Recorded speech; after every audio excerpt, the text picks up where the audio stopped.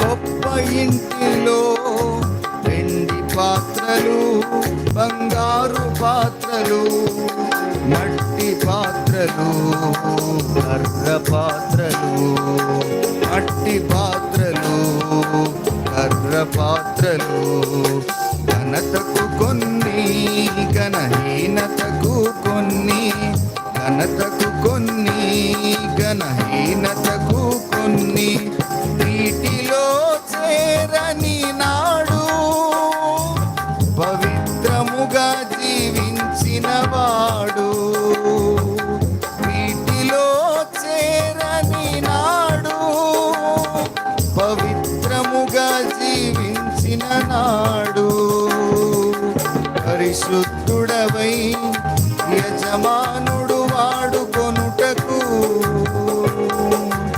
అర్హమైన పాత్రవగుదువు. పరిశుద్ధుడవై యజమానుడు వాడుకొనుటకు